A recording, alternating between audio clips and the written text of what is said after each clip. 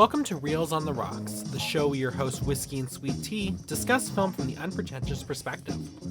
In our final episode of the season, we discuss the Bill Murray-led adaptation of A Christmas Carol, Scrooged. Don't forget to like, subscribe, hit that notification bell, and as always, please be advised that spoilers are ahead.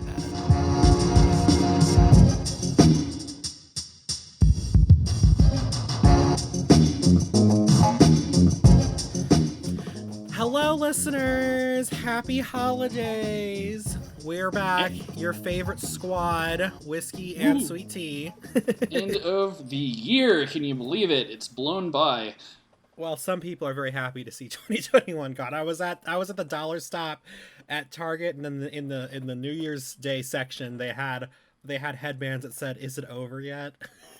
Well, before anyone gets excited, who knows? Next year might be worse. We might be looking back at this year and being like, "Oh, remember when things were no." Well, nah, gonna be positive. I mean, I don't know about you, but I'm feeling 22. I'm feeling 22, and I mean, to be fair, I kind of feel like this year was a little bit better than last year. Yes, I agree. It still wasn't a good year, but it was marginally better. Yes. It definitely didn't start out on a positive note, that's for sure. Right. But yeah, so we're back for our last episode of the season. Of course, another holiday movie. Before we get into it, let's talk about what we're drinking. I'll go first because I'm talking. Sounds fair. So I am having some eggnog that I spruced up with some extra like juniper and cinnamon to make it taste a little bit more Christmassy. And then, of course, because of the character movie, I may or may not have added just a little bit of bourbon in with it, to kind of go with that whole undercover drinker thing. That's actually one of my favorites. Didn't last recording. Weren't you drinking eggnog as well? No, I was drinking apple cider. That's what it was. So for me, because, and I guess we'll start off, because I did not know this, so for anyone listening, maybe this will be a new fact for you, but so at one point, Bill Murray and his boss in the film drink a highball. Yes. And I thought a highball was a specific cocktail, but looking it up, it's like, oh no, it's several different cocktails. It's, it could be a screwdriver, it could be a gin and tonic. So I went with my favorite highball, and also somewhat appropriate for the holidays, a rum and coke, because, Coca-Cola and Santa Claus are like synonymous with one another. So that is my highball of choice for tonight. Yes, and actually, I'm thinking back in that scene, and my first reaction was, "Oh, it's not just a type of glass; it's actually that's the thing. Beverage. Technically, I mean, I don't have a highball glass, so you could say like, oh, it's not, but to those people, shush. I only have what type of glasses I have. But yeah, I did not know that. I thought a highball was like a specific cocktail. I didn't realize it was a type of cocktail. Well, listen, listeners, I did try to give Whiskey some glasses. He was like, I have enough glasses. I don't. You gave me glasses. You gave me whiskey sipping glasses. That's true. That's true. I thought I tried to give you more. That may have been somebody else in my building. Anyway, I confuse people. I apologize. It also depends how many glasses you were giving me. If it were a few, that's one thing. But if it was like a case of 12, I wouldn't have enough room for them. I think it was the whiskey glass. I think I was going to give you a set of 3, but you were like, "What am I going to do with this third glass? Keep it. I'll just take." Well, there you go. That's just what's weird. Because if it was 4, that would make sense. But 3, I was come now. I was like, rule of threes. You're like, that does not apply to accumulating things. Exactly. So, but yeah, I still have those, and they're probably the fanciest glasses I have. So we are getting right into it. It's today's holiday classic. One of my favorites, I've seen this many times over the years, is Scrooge from 1988. It was directed by Richard Donner, with music by Danny Elfman, cinematography by Michael Chapman.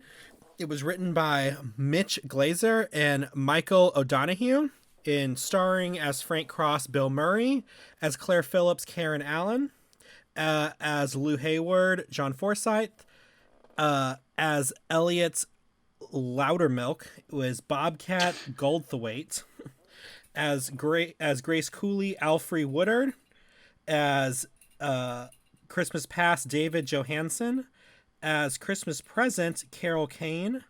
As Christmas Future in an uncredited role, Robert Hammond.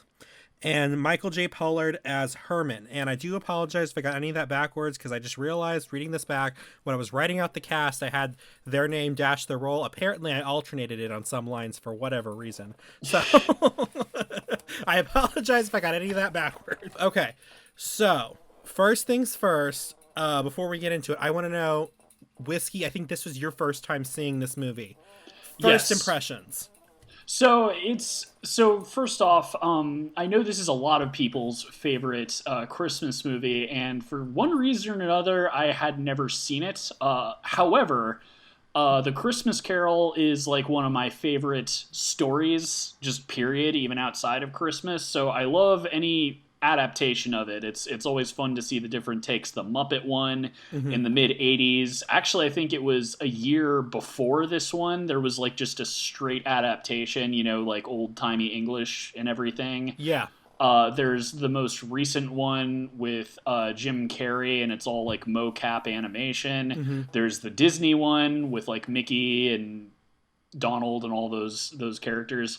So like I always enjoy seeing like new versions of this, and it's one of those types of classic stories that they're going to keep remaking it into oblivion. Like there will right. In a few years there will be another Christmas Carol movie. I liked this one. It was interesting, and I was really surprised at how many just nostalgic childhood, like not just Bill Murray, the fact that Richard Donner, the guy who did the Superman movies and the Goonies, directed it, the fact that Danny Elfman did the music, which when I was watching, like in the opening credits, I was like, this sounds like a Danny Elfman score. Like it's got that kind of Tim Burton, like, kind of, and I was like, this sounds like Danny Elfman. When his name appeared, I was like, no way. I couldn't believe, and this was like kind of before his career took off too. And even Karen Allen as I know her from Indiana Jones and the Raiders of the Lost Ark. So it's just tons of people from like movies I like. So I'm not surprised this just on that would be people's favorite Christmas movie. And as an adaptation, it's very fun. My favorite aspect of it was actually the ghosts and who they cast as the ghosts and kind of their weird ghost characters. But yeah, I enjoyed it a lot.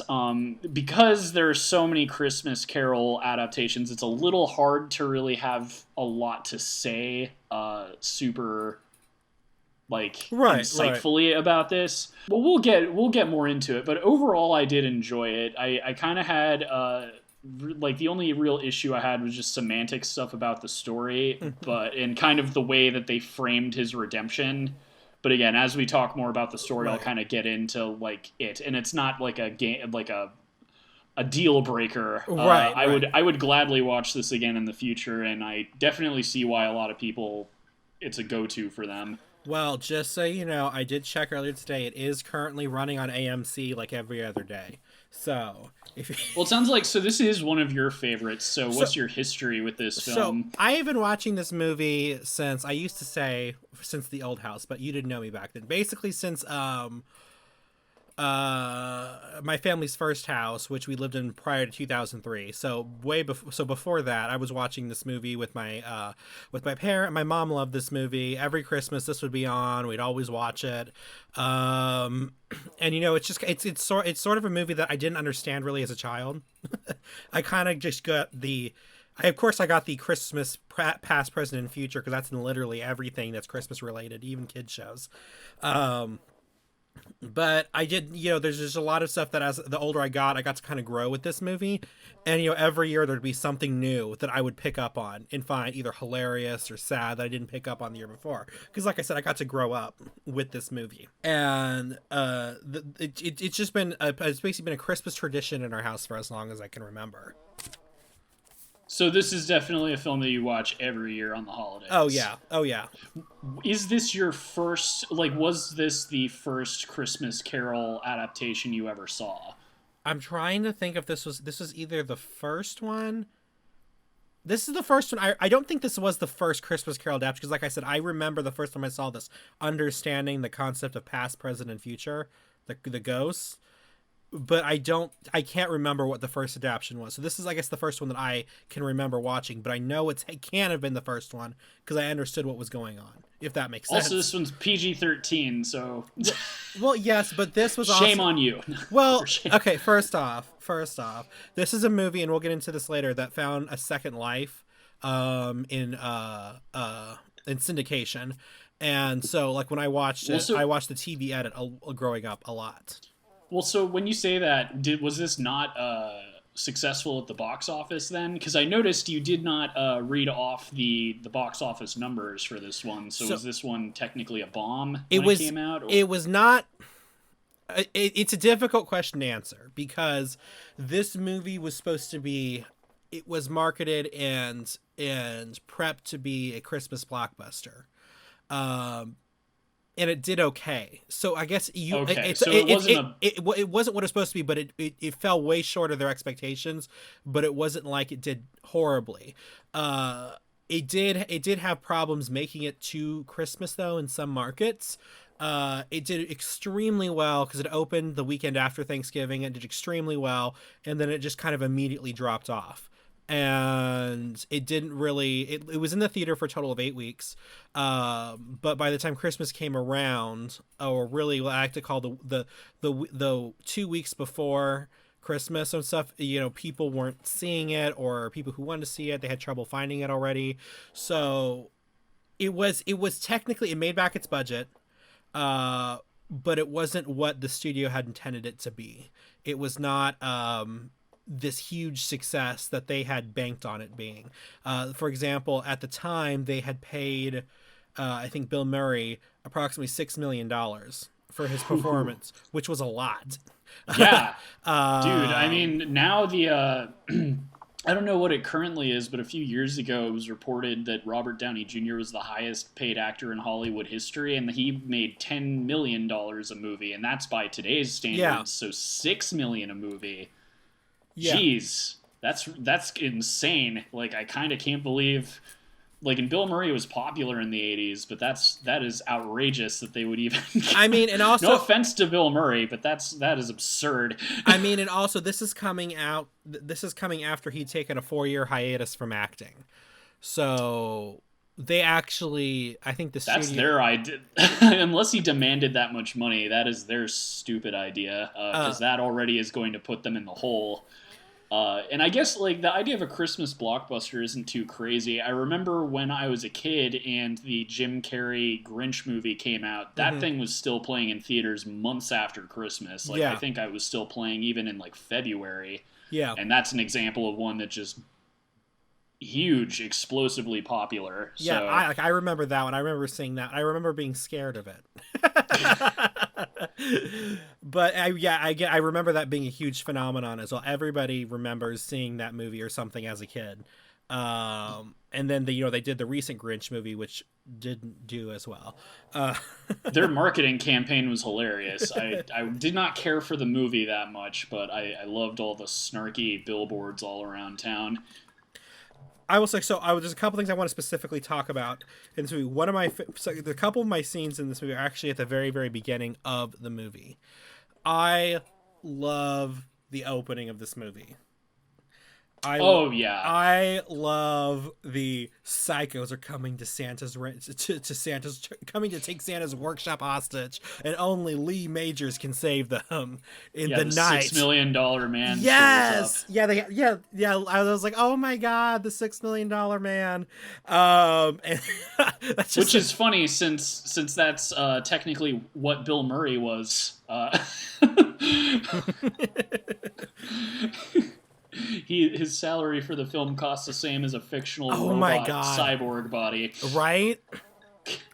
No, but that was great. And that too. Even though I'd never seen this movie, I knew that it was like a TV producer was Scrooge. So yeah. I would imagine that. I guess I don't know. I feel like if you went into this really blind, it would be an even funnier opening. Yeah. Because I know for sure that, like, in the trailer for the movie, like, I'm sure they made it very clear, like, ooh, he's a hotshot TV producer. So as funny as the opening is, you know why you're Well, seeing this silly production. At what point did you realize that the opening was a promo? Immediately. Immediately, As soon as there was Santa and elves, I knew it was like a TV show for like his network, because I knew, again, it's partly, even though I haven't seen this movie, I knew the premise. It's a Christmas Carol, but with a greedy TV producer as Scrooge. So there is no Santa or elves in the movie. So as soon as I see that, I'm like, oh, okay, we're going to be going into like one of his TV productions. Okay, but at what point were you like, okay, something's not right here? Immediately. Really? I mean, even Santa before... and elves are not in the universe like, of the movie. But it could be a Christmas show. I mean, for me, I was like, oh, I see what you. Well, of course, when the $6 Million Man shows up, then I know that it's like a goofy crossover movie. And they pull out the machine guns that they had stashed in the back. Oh God, it's hilarious. I just feel like would be best if you did not know what kind of movie you were getting into in the first place. Like, it would be even funnier, especially like if you're going in thinking it's like a Christmas Carol and then there's like elves with machine guns and stuff like that. And then that title of that movie, The Night the Reindeer Died. Yes, I love that too. That just sounds like such an 80s action movie. It reminds me of like Red Dawn or something like that, where it's like very The Night the Reindeer Died. It's very encapsulating of the times, for sure. And then you talked about some of the other people that was kind of nostalgic for you in the movie, and especially in this opening sequence, we get to see some people that I know, like Jamie Farr, who is Klinger on MASH, Mary Lou Retton, Olympic gold medalist, and Buddy.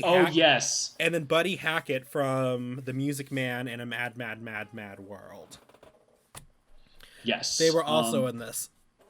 Well, and also the gold medalist was also kind of part of the joke too, right? Is like because that was the one who's playing Tiny Tim, right?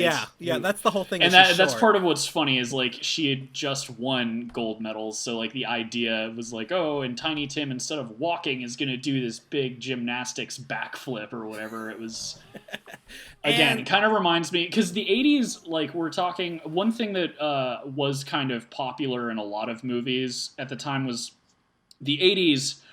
You know, if anyone listening is younger or something, you might not know this, but that the 80s was kind of the big boom in the, you know, having 100+ TV channels. That's when cable and satellite dishes and everything were starting to be really big, and you had hundreds of channels, and the idea of like there being a channel just for cooking was super novel at the time. So like this film and a lot of other 80s films like Gremlins 2 and UHF with Weird Al Yankovic and stuff. Like it was kind of a hot topic to make fun of these, you know, ridiculous like multi-channel network kind of oddly specific channels. Yeah, all the specific channels, and just how silly it is to have like all these very like niche markets, and and like even films that like talk about, like, this isn't exactly a very good movie, but it also kind of was like a big boom in like the way news had changed and the rating system and all this other stuff. And then it was like, and the 24-hour news cycle starting. Exactly. So like the 80s, a lot of people remember like Wall Street and Reagan and all these other things, but at least in television history, it was significant just in that it was bigger than it had ever been before, and where people were used to having like 4 channels, all of a sudden they just had all of this excess, kind of like everything else in the 80s. The 80s was all about excessive and fake gold accents.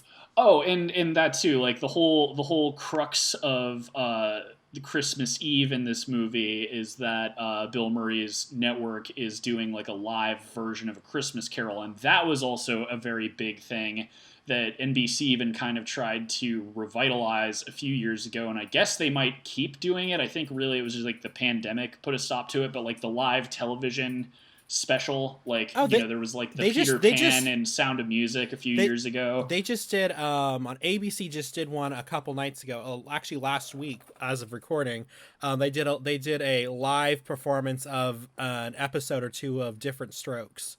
There you Uh, go. Which is, I'm interested that anyone would tune it, because the ones I was thinking of were like the live musical sort of things. But that's interesting. I didn't know people were still watching Different Strokes. and then But I know over I the guess if years, you're old enough to still be paying for cable, you will.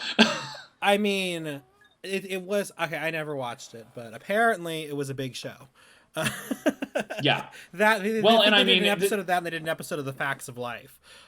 Two shows you I can didn't tell watch. that television these days is marketed towards an older demographic, because people in our generation and younger have stopped paying for cable because there's no point. It's like so much easier just to have a streaming service. And like in that too, like when I was home for Thanksgiving visiting with my family and stuff, it's like my dad just wanted to watch like Alfred Hitchcock presents on Peacock. Uh-huh. Like even if you like older TV shows, it's like why pay for the inconvenience of commercials when you can just binge like like even really old shows like that. Like you could watch the Golden Girls, or all sorts of like kind of more nostalgic TV shows, and you don't have to pay for cable anymore. So anytime I watch TV, I just notice all of the ads and everything. You can like tell that they're only really broadcasting to old people. I mean, personally, I still enjoy cable because I feel like I discover more when I don't have the option to come back to it later, because I never do.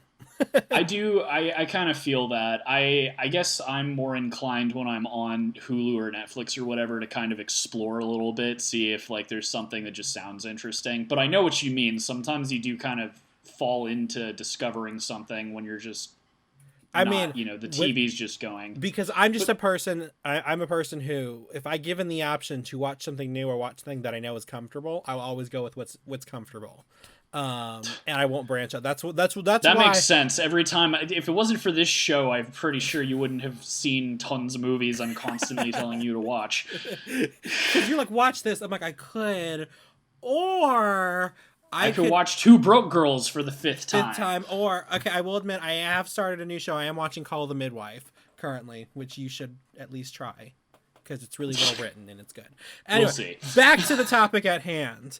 But yeah, so that was something that I think is not talked about as much, but a lot of movies did kind of poke fun at that idea at that time, and this is probably the best. I haven't seen UHF with Weird Al, but it looks pretty funny. But this one, it's gonna be funny. Exactly. I mean, it's probably great. But anyway, but this one, out of the movies I've seen that like mention it, this is probably one of the better ones because it does also kind of show behind the scenes and everything like that. Mm-hmm. And I also loved at the beginning kind of how like so they're all trying to like pitch different ads for their Christmas Carol thing, Mm-hmm. and Bill Murray's is just so accurate. So accurate to the point I feel like things haven't changed in decades because it still feels like the sort of crap that you'd see. I love his ad. I love his ad. Acid rain, drug addiction, international terrorism. You may not be able to see this again, or something.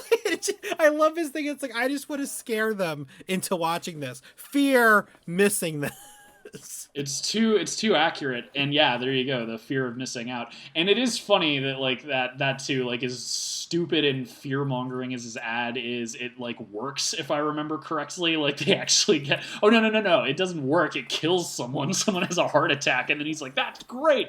Post that in the morning. Call the papers. Have them print that this ad killed somebody." So. We talked briefly already about the reception to this movie and how it didn't necessarily meet expectations. So before the press screenings, the early screenings, audiences were having very positive reactions to it. Did not? They were having positive reactions to it. I think they said at that point, back then it would have been like the equivalent of like a 96%. And then once they started having the test screenings, that's when they started to kind of have problems because the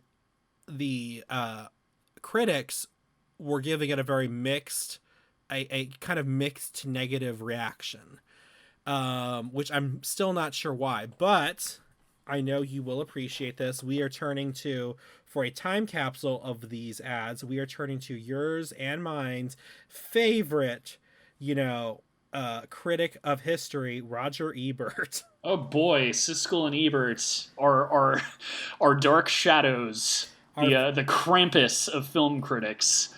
So he gave it a 1-star review. Really? And the opening lines of his review say, Scrooged is one of the most disquieting, unsettling films to come along in quite some time. It was obviously intended as a comedy, but there's little comic about it, and indeed the movie's overriding emotions seem to be pain and anger. This entire production seems to be in dire need of visits from the ghosts of Christmas past, present, and future. So the more I learn about him, the more I don't like him very much. Like every hot take he has is like the stupidest opinion I can think of, and which would be fine. But if he wasn't like, I think back to our Friday the 13th review where you tried to dox somebody. Yeah, honestly, like, and even just other stories from his little review show. Like, it's cool to not like something or even have like a different take on it, but that is shockingly harsh for this movie. I don't think. Here's my take on why this movie didn't succeed. I don't think it has anything to do with critical, anything. I think the problem is that it was a bloated budget. It's great that you have all of these people at the height of their popularity working on this film. Again, Richard Donner had just done this. I think this was right before. No. I looked it up. He had done Goonies, so that was already a big hit, and then he was doing this. And plus he had also come off of doing Superman movies, or at least the first one before he got kicked off of the second one. Anyway, and then you've got Bill Murray. They're giving him a bunch of money. You've got Carol. What's her name? His love interest, the actress. Oh, Carol, I believe it is not. Karen Allen. Karen Allen. There we go. Like she had. It had been a few years since the first Indiana Jones, but, she was still a pretty big star from that, and she had been in a few other things. So, and Danny Elfman, he might not have been as famous as he was later, but he was still, a very famous rock star, so he's probably getting a pretty good cut of the budget for being, the hip music person doing the music. So there is no possible way, especially if you're spending $6 million on just one actor, that you are going to make your money back. Right. Part of it is, spending so much money that there is no potential way, even if it is a mega super hit. That's the only way that movie could have done well based on every person who's worked on it, and just based on what you said about Bill Murray's salary. This would have had to have been a Star Wars level mega blockbuster. This would not have made its money back. And Christmas movies always do well, but it's also kind of a very niche market, and you have that flash in the pan, during the holidays, people will be going to see it, but right after New Year's, no one's going to care anymore. Yeah, that's part of what was so special about that Grinch movie, is that people liked it so much that they kept going even after Christmas. So yeah, I feel like that was just really stupid on Paramount's part, because there's no way, unless it was just the most popular movie of the year. And speaking of which, so one of the highest grossing films of one of the later years in 1990 was Home Alone. Mm-hmm. And that is a Christmas movie, but you've also got, I feel like that's tons of people's favorite Christmas movie, and that's another one where, even though it takes place during Christmas, you've got kind of the slapstick element of everything, so that's another one that people kept seeing long after Christmas was over. And again, that of 1990, maybe it was 89, whatever. I know that whatever year it came out, it was the highest grossing film of that year, which is pretty crazy. Well, one of the things that Ebert had highlighted in his review, specifically, and this was echoed by a few critics, is they were just they were oh, Bill Murray's Frank Cross, oh, he was so just miserable and unlikable. And I'm kind of just He's I'm like, Scrooge. yeah, I was like, he's not supposed to be likable, or they thought he was way too mean or something like that, and I was like, have y'all never seen? Is this y'all's first time experiencing the Christmas Carol? I was Be- going to say, I mean, he's not that bad compared to some other Scrooges. Like, I mean, he's pretty tame compared to like he's still a jerk for sure. I'll get into like here's my major criticism with the movie, and it's not even a major like it doesn't ruin the movie, but it's more of a writing thing than anything. My biggest problem was that the kind of framing of his redemption mm-hmm. wasn't so much based on him being a better person. There was sort of this hammering in of him not living his life to the fullest. Yeah. And I found that kind of puzzling. Again, it didn't ruin the movie. I was just kind of like, are you guys missing the point of the Christmas Carol? Like he's a dick. Like that's the point, is that he needs to not be a dick anymore. Right. It's not about him like, oh, he could have been like in love with his girlfriend, but he had to choose his career. It's like that you're missing. No, that's not. It's not what a Christmas Carol is about. It's about.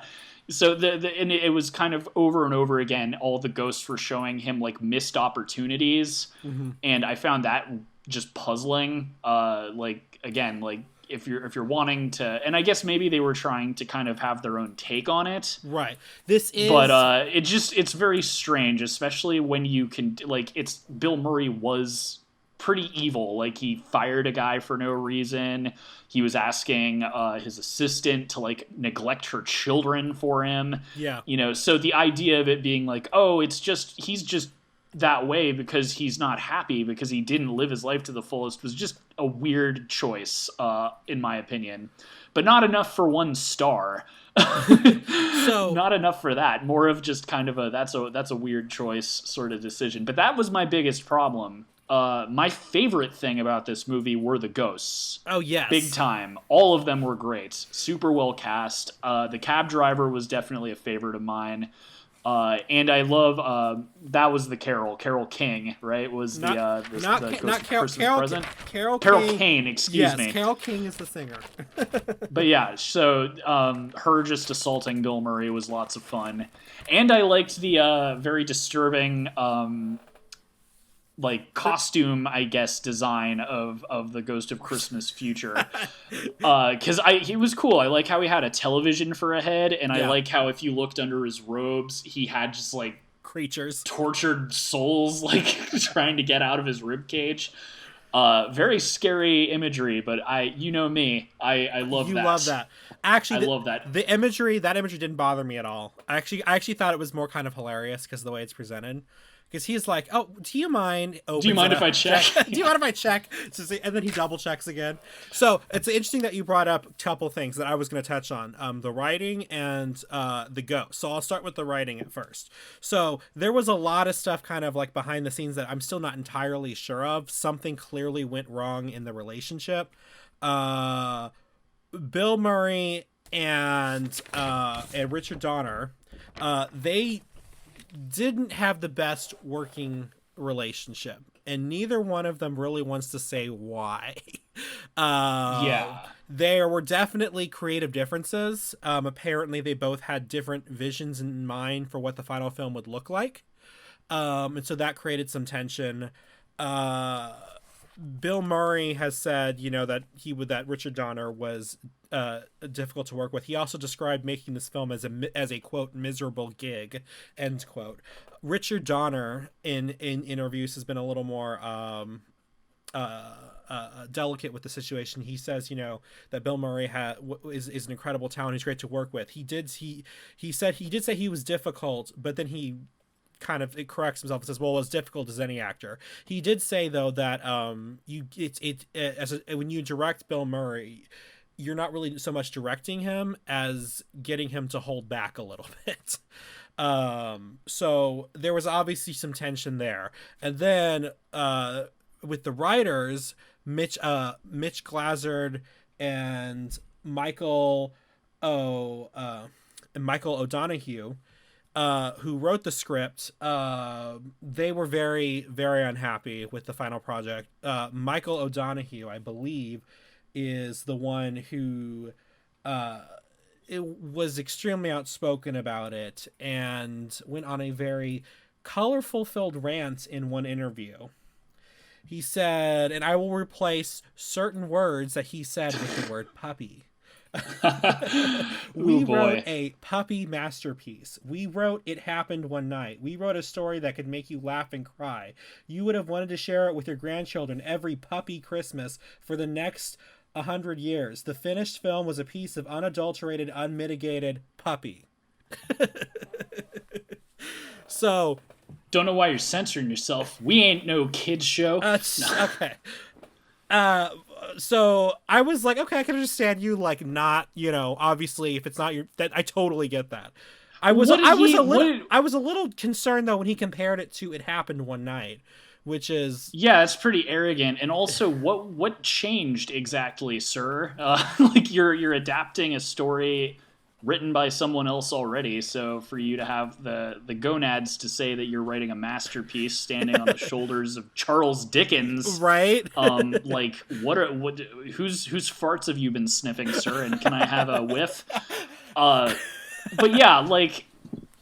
So first off, I as much as I like Bill Murray, I am inclined to believe is the problem, because he has directors he loves working with and that for some reason he gets along well with. Like Wes Anderson is one that comes to mind of recent. Mm-hmm. But there have been multiple times in cases of directors like not getting along with him. And Right. he even had kind of a sketchy period where he was just in a ton of bad movies. Yeah. And he wasn't really doing much to help the fact that they sucked. Mm-hmm. So, like, he is a talented guy and he's very funny, but it's like if you aren't the type of person he likes to work with, you're going to have a bad time. And Right. he's going to have a bad time. And I don't really know what type of person it even goes back to, like, I'm sure you are a big fan of the Charlie's Angels movies. I think I was when I was younger. Yeah, the original ones. Yeah. So it kind of reminds me of when he just was super rude to Lucy Liu. Yeah. Like, where, to be fair, no offense to her, I don't think she's a very good actress, but just antagonizing her on the set wasn't really helpful, and even she was like, I don't know what I did to piss him off, but he just did not like me, and I'm inclined to believe her, even though, again, no offense to Lucy Liu, I don't think she's a very good actress, but that's no reason to be mean to her.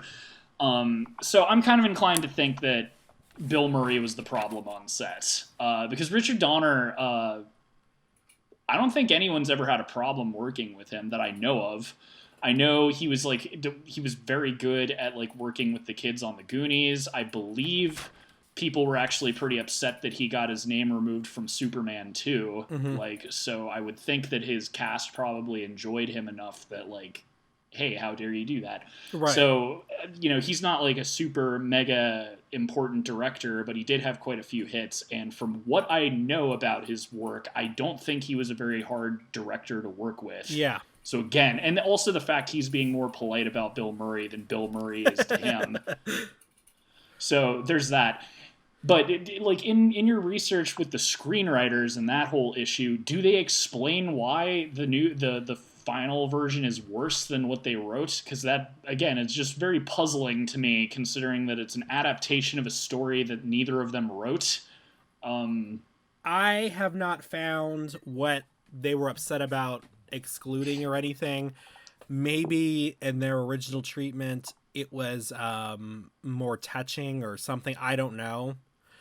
They said they did mention specifically that Richard Donner took a lot of the subtlety out of the film, and they kind of said he made things like kind of like more loud and in your face.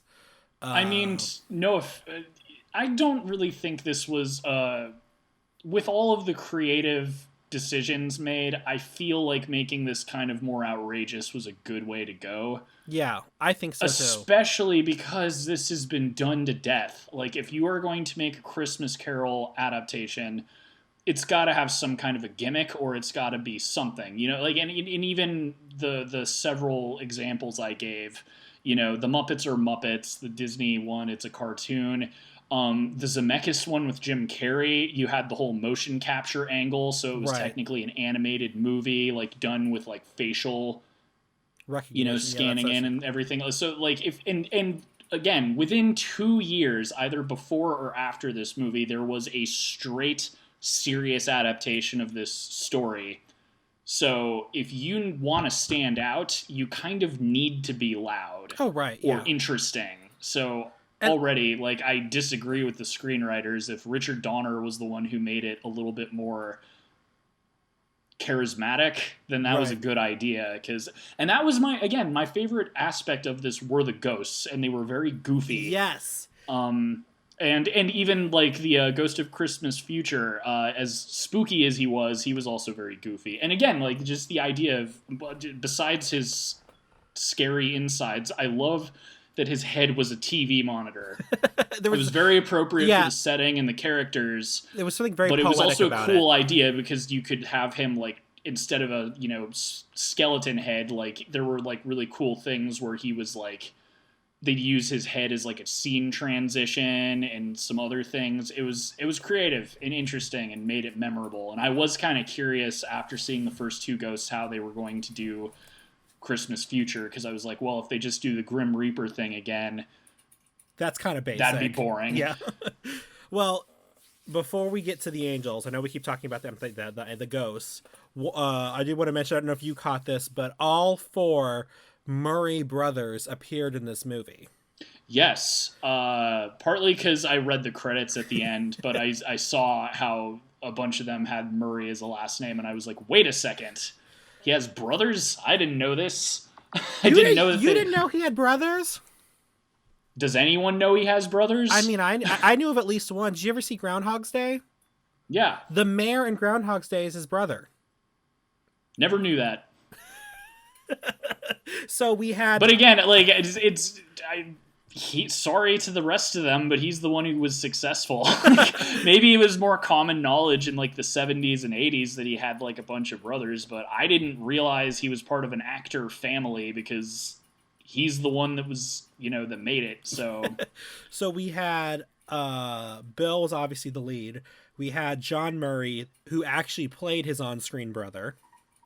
That's the one I noticed the most, because I was like, oh, wow. And also, he was way better looking than Bill Murray. I know! I noticed that, too. I was like, Bill Murray must have gone through maybe some drug-induced part in his past or something. That, or maybe his brothers were from different fathers or something. Oh, that's true, I don't know. Brian Doyle Murray played Bill Murray's character's father in the flashback.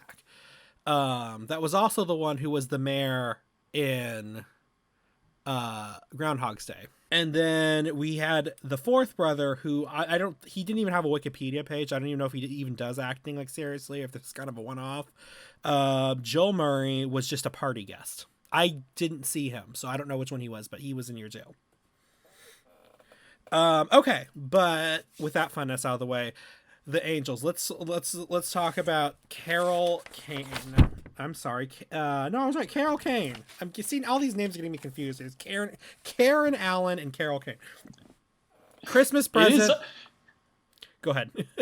Oh, I was just gonna agree with you. It's hard. They have, and the funny thing is, like face wise, they don't look like each other. Their names just sound so similar. Right. It's like, so she played Christmas present, and as you said, she is hilarious. This physical comedy thing that she just keeps assaulting Bill Murray.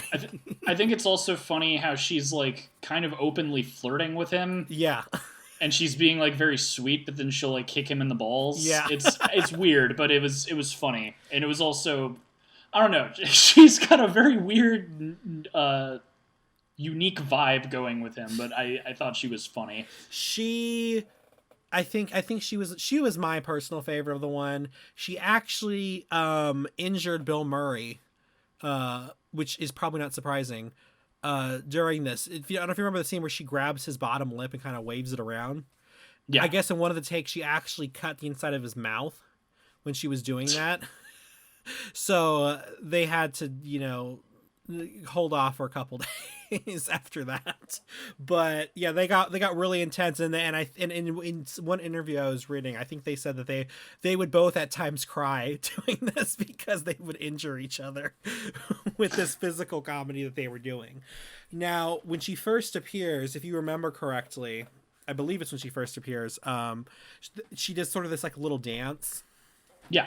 So originally they had originally cast a body double to do the ballet dance because Carol couldn't dance, or not, at least not in this ballet style they wanted.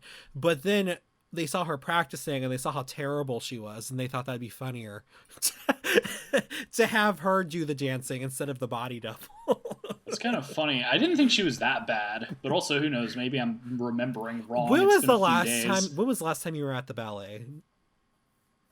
Oh, geez, it's been a while. I love going to the Nutcracker, but it's been a while. The Nutcracker. But again, also I could just is be. that what you call your axe? I'm just kidding. Oh boy, no. Sorry, but yeah, I don't know. It's been a few days. bourbon. Maybe I'm remembering wrong. I remembered her dancing, but I didn't remember it being terrible. Yeah, But actually, also, I didn't remember it being terrible either. But that was an interesting fact to learn about this. it's definitely not professional ballet. Oh, yeah, definitely I'll not. agree with that. And that's probably a good call too. I don't. Why would she need to be? I don't know. She's a goofy character. Her being bad at dancing. Yeah, she hits him with his a good wing, call. and she hits him with his wings, and she hits him with a toaster, and Yeah. just what else can we just hit him with? And then of course, and then we get to see through her sequence the demise of Herman. Poor Herman. Yeah, I don't feel like he got a good enough ending, man. It's like he got his job back, but it's like No, that's his not her. wife left him and all this other stuff, and it's like, No, that's not Herman. Herman was the Oh, well. Herman was the guy that was frozen to death in the sewer. I mean, did he die though? He shows up at the end, or is that supposed to be like his ghost or something? His ghost was hanging out with Christmas Present. They were holding hands.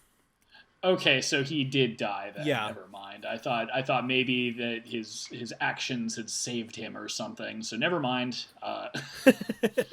He definitely didn't deserve that. Right, and I think that's when people talk about it gets dark and everything. It's again kind of like my biggest problem with the movie again is that that happens to some guy who was being very nice to Bill Murray's character, but then Bill Murray's big thing is like, oh, when you were a little kid you watched too much TV and you didn't go out and live life, and then you again, it's very confusing that that's kind of the takeaway from his lesson is like, oh, you need to like live more or something. It's very strange, especially when his like neglect ended up ruining one of his coworkers' lives. Someone dies, and they kind of get together and have a big kumbaya at the end, and Yeah. it's like, I don't know, man. Like it doesn't ruin the movie, but it doesn't really hit the same. It almost would have paid to be less serious with this take of it.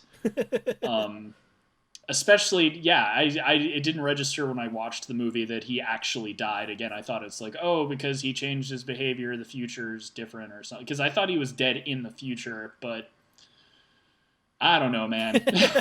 You're like, now I'm confused.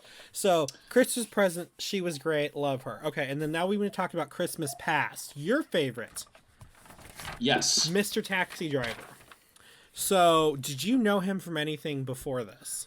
I IMDb'd him because he sounded and looked so familiar, but from what I remember, I actually hadn't seen him in anything else. Like, maybe I'd seen the movies or something, but I didn't recognize him.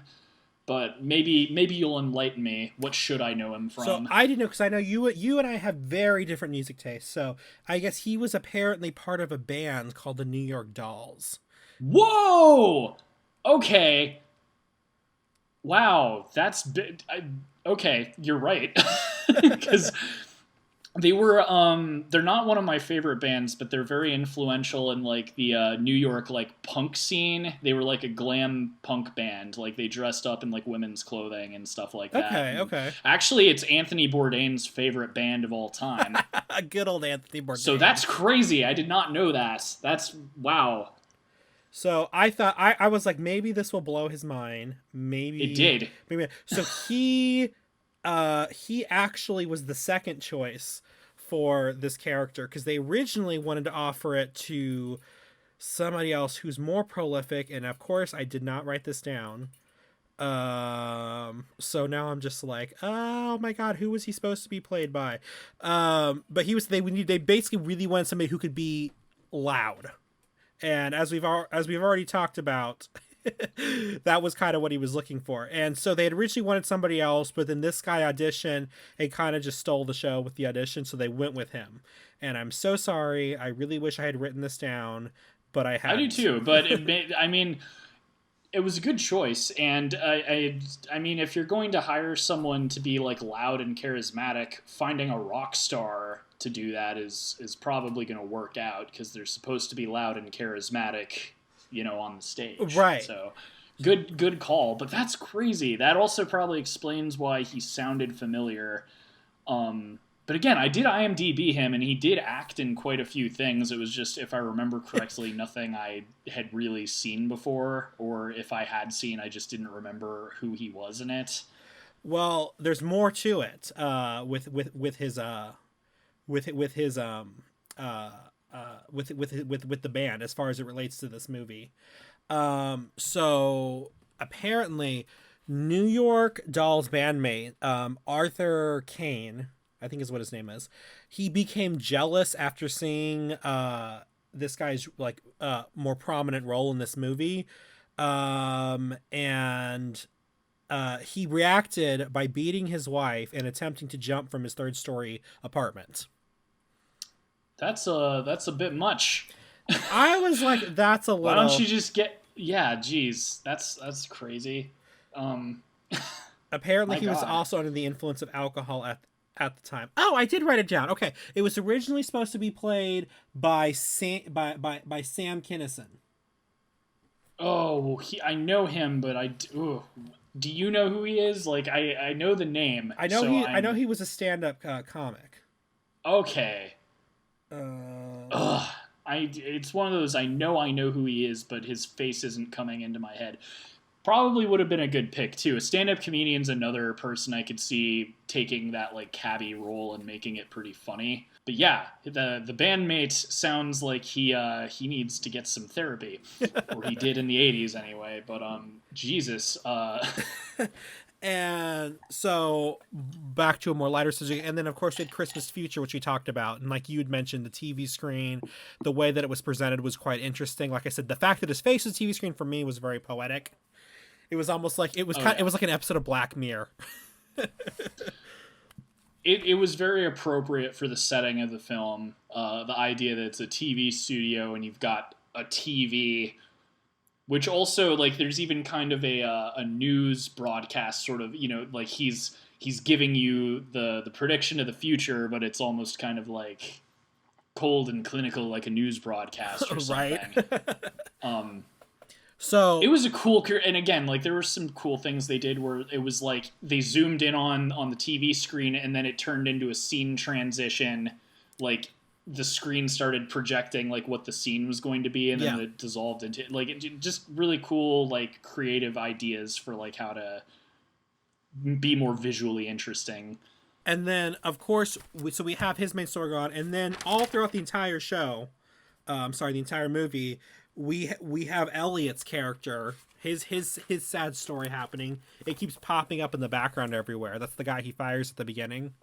Yeah, and he's the one I really felt bad for because it was like he didn't do anything wrong. He had a good idea, and then Bill Murray screwed him over. And it's like even though he got his job back at the end, his wife left him, and Yeah. he's like just all this horrible stuff happened to him in like 24 hours, and it's like I don't think having his job back is gonna fix a lot of what happened. Well, and what's interesting to me is ironically his whole spiral downward. I think is kept very timely because of, as we've seen in recent years, workplace violence in reaction to things like this. So to me that kind of helps the movie kind of stay relevant. Like I feel like this movie is not dated. I feel like some of its predictions and stuff were ahead of its time. And I do feel like that conflict was kind of a more modern conflict for the time period, in my opinion. Oh, for sure. Well, I mean, like, people getting, very angry about losing their job it's nothing new. But I'm sure in the 80s it was probably kind of on the rise for people losing it a little bit. And for sure nowadays, it is very common for people to go a little nuts if they run into some rough luck. That's literally I don't know if you've seen the film Up in the Air, but that's like the whole point. Like, the movie is about someone whose job is to go to companies and fire people for the heads up of the company so that they don't have to deal with it. That's so sad. I would not want to watch that. It's a great movie. It's by the director of Juno. It's not as sad as you think it is. It's actually kind of like an uplifting movie. Anyway, different movie. Maybe we'll review it in the future, but that, like, the character's job is doing that, because of people losing it and going ballistic and whatever. So it's like, anyway. So yeah. A couple of cool things kind of like behind the scenes. Do you remember the scene where he thinks that he's seeing the waiter catch on fire and he throws water on him? Yeah. And that guy's over there's like, I'm just trying to count my tips, sir. Like, why do you have to throw water on me? But when he's leaving, he falls. That was a real slip and fall that Bill Murray had on the set because it was wet. He was just supposed to walk out. But sounds like he's had, no wonder he thought the shoot was hell. It sounds like he had quite a few injuries. Well, and then also maybe that tainted his experience a bit. Well, no, this is to me what tainted his experience. The fake snow they used for the movie, he reacted negatively to it. At some points he was coughing up blood. Because of whatever was in that. So then maybe Bill had more of an axe to grind here than we're giving him credit for. No, and that's the thing. Maybe he just genuinely had a really crappy time on this one and it affected his mood. The only reason I'm kind of inclined to take Donner's side is because Bill Murray has a reputation being difficult to work with. Even with people he was close with. The director of Ghostbusters, Ivan Reitman, or not him, sorry, his co-star, the guy who played Egon, him and Bill Murray hated each other. Wow. Like, they could not stand each other, and even, like, his friends, like, when he was in a bad mood, he was, like, really, like, I think it was Dan Aykroyd when Bill Murray was going through his divorce during, maybe it was Ghostbusters 2 or something. They referred to it as the Murricane. Oh my God. That's terrifying. So the guy can be, and also like my hometown, there's like a very big golf tournament every year and Bill Murray always plays. And there was like one year where he got pissed at a paparazzi and punched him outside of a restaurant. Oh my God. So the dude has a temper. I don't think he's a jerk, but I think if you get on his bad side, he can be hell to work with. Like Sean Penn. Yeah. Sean Penn, that's like a whole other discussion. But yeah, so like I'm sure Bill Murray probably did actually have a hellish time on this. It sounds like he took a lot of injuries. The snow thing, that sounds pretty horrific. Well, I know if that were happening to me, I would be in a nasty mood. I mean, he also said that this was it was also terrifying because this is kind of really the first time that he was the one that was carrying the movie. Like, if he had, for the most part, had succeeded in ensemble movies. And this is kind of the first time where he was, like, the main source of comedy. And I don't know, man. Carol Kane was pretty funny. I mean, she was hilarious. So was the cabbie. Honestly, that's probably my hottest take is that I think the ghosts were funnier than Bill Murray. I thought that they kind of stole the show. Well, I think so too, but I mean, like, you're a ghost. How can you not steal the show? Right.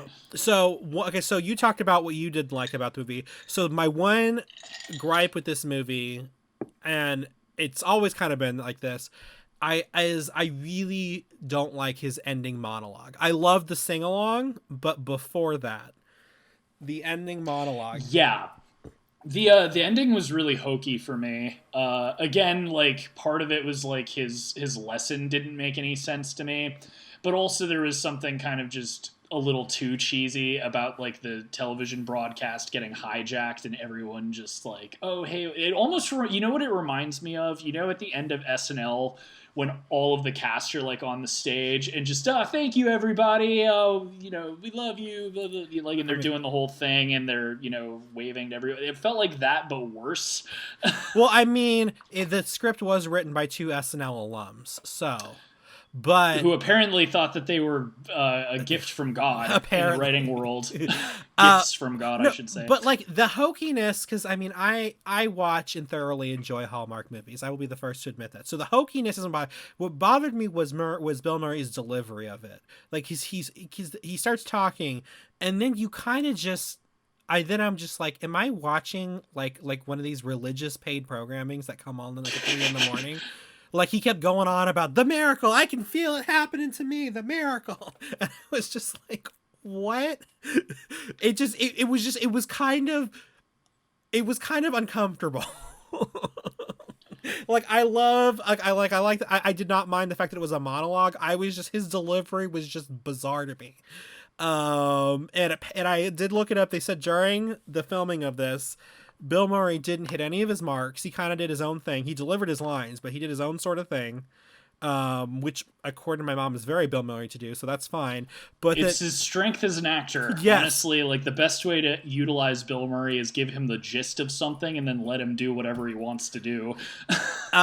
So he did that, and then they also said, let me see, I wrote this down because I thought this was hilarious. I believe the director said, or somebody said, that he thought that Bill Murray was having a mental breakdown when they were recording this because of just how weird it looked. And then I remember, and then I still don't know why, but I guess the writers were on set for some of the filming too. And one of them turned to the director and was like, when did this become the Jim Jones hour? Like... So everybody was kind of just unsettled by his portrayal of this, but to me, something about you're making me want to rewatch it because all I remember is hokey ending speech. Here we go, roll credits. Watch it again. Now I want to rewatch it because I guess I wasn't paying close enough attention because now I'm thinking, man, was he unhinged for this, and I just wasn't paying close enough attention? Dude, that's interesting. He sounds like like I said, he sounded like one of those pastors who's claiming they're channeling the Holy Spirit and they're crying over all the people who are not yet born into the kingdom of heaven. It's kind of to me how he came across a little bit. It was very weird to me. Maybe it was the last scene shot on the film, and he was just so happy that it was finally over that he was just like, oh, the miracle of this being our martini shot.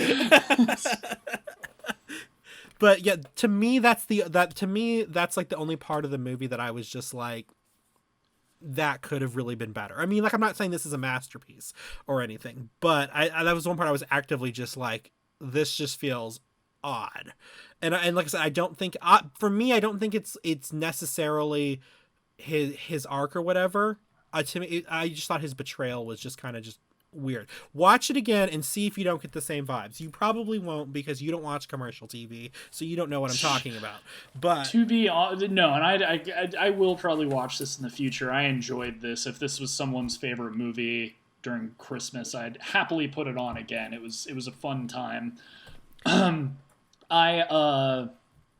I mean, I enjoyed this one a lot. It's, like what? I gave Krampus like a C.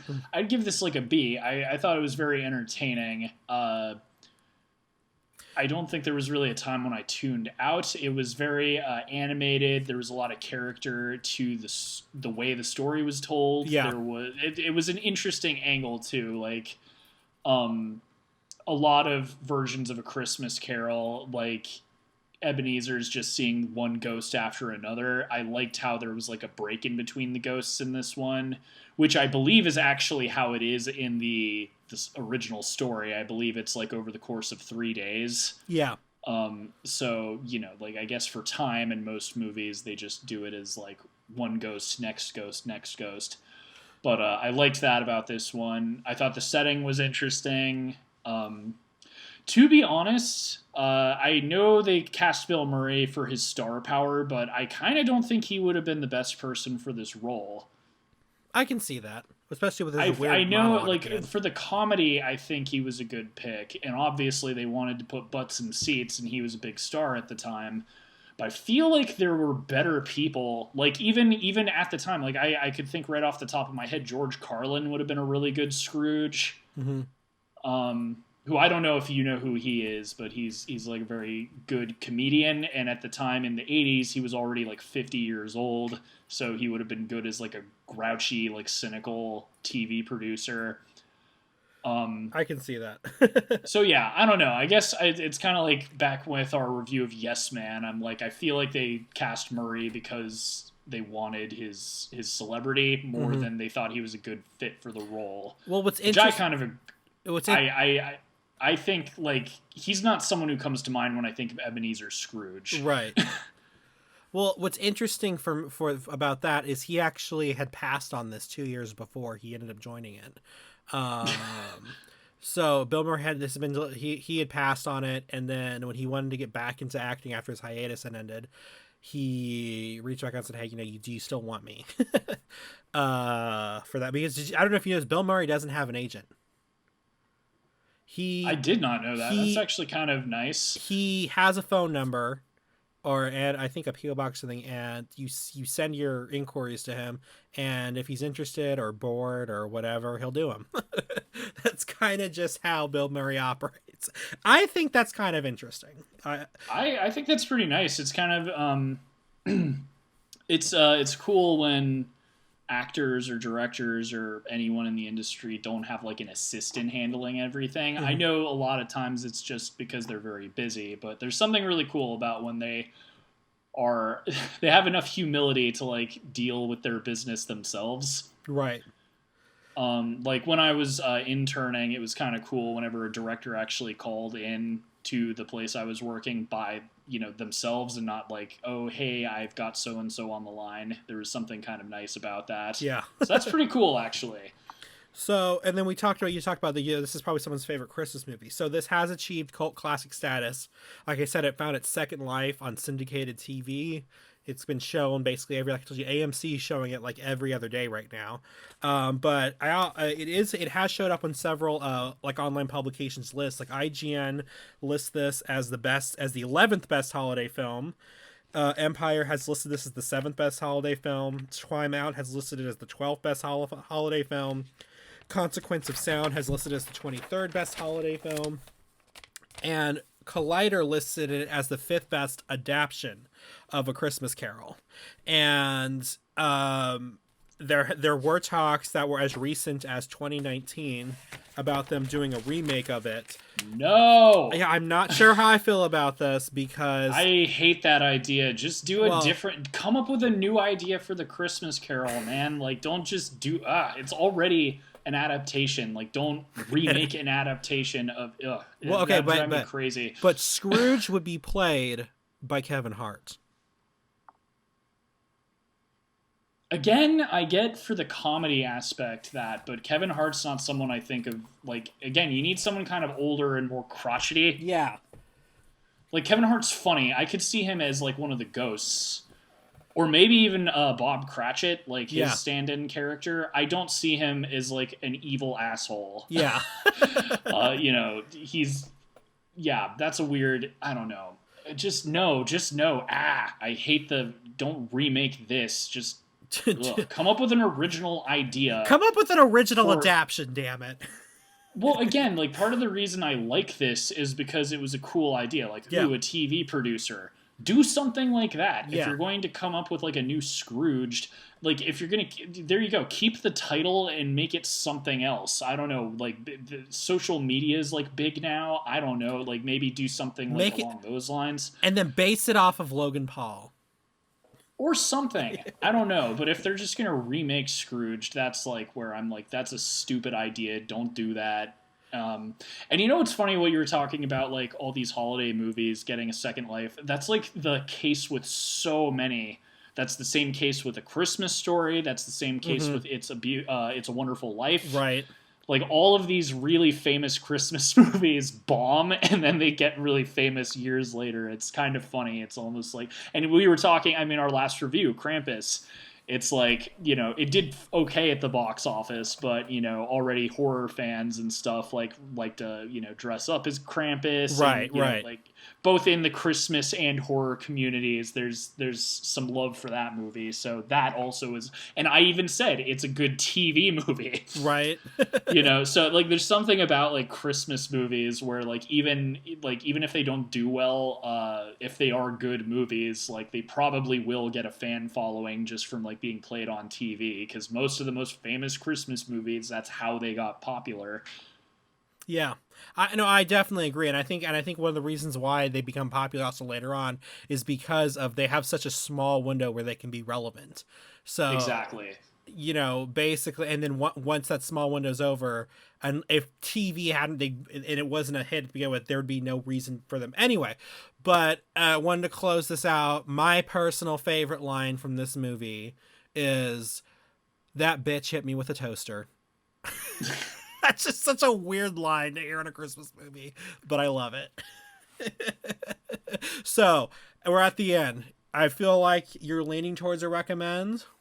Yeah, I think this is good. I think it's a little bit better than Krampus overall. I still kind of feel like it's a TV movie. I don't know though, man. It's a good one. Like again, this is one, if it's your favorite Christmas movie, I think that is a totally respectable favorite. Right.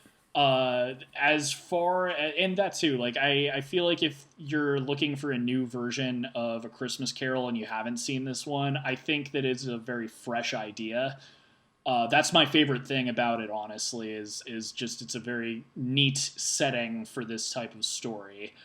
And I love the ghosts. So yeah, definitely a recommend. If you haven't seen it, I think, especially if you're like me and you just like Christmas Carol movies, Yeah. like this will be a welcome addition. So yeah, thumbs up for me. And obviously, thumbs up for me.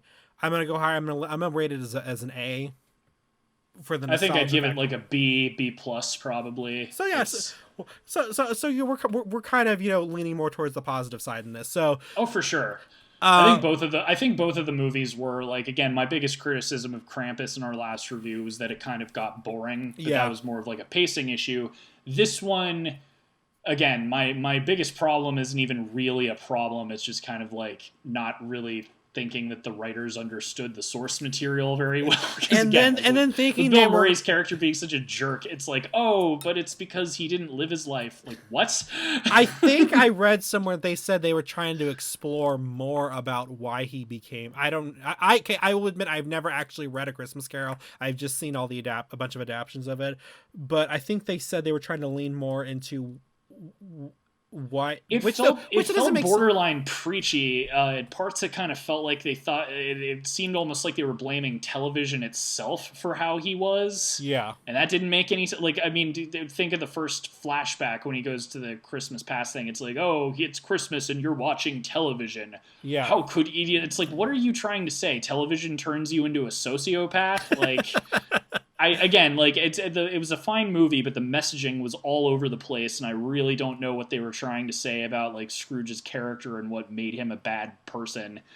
And it felt off. At points it felt almost like it was preaching against like media or something, and then at points it was like, oh, it's because he never got to live, so he's lashing out at people, and it's like it's no excuse for abusing your workers. Yeah.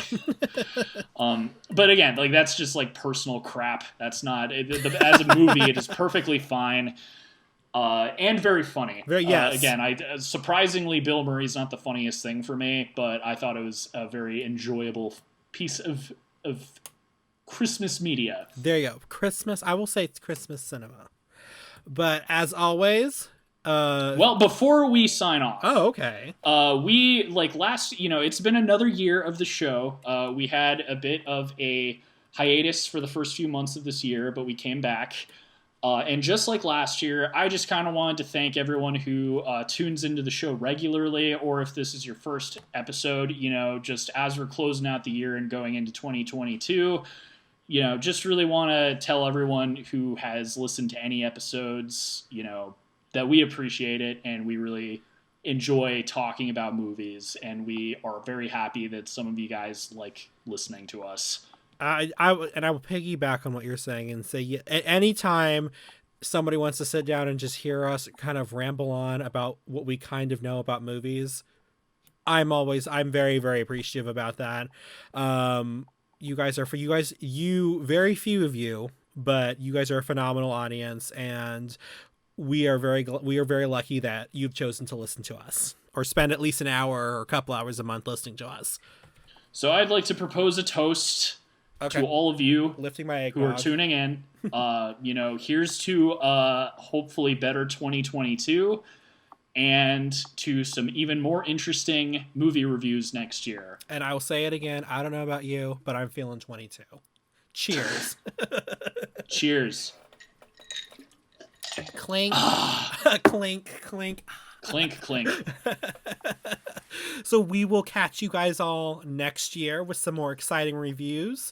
Got some interesting stuff lined up. And as always, if you want some input on what we talk about, feel free to tweet at us. And we will catch you all next year. Peace. Stay thirsty, everybody.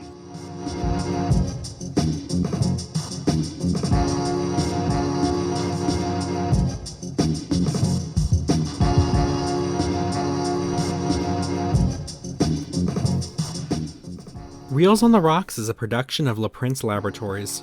It is edited and produced by Alejandro Castillo and features original artwork by Asa Esparza and original music by Pat Mars. Follow us on Twitter at Reels on the Rocks and tweet at us with any movies or topics you'd like us to discuss in the future.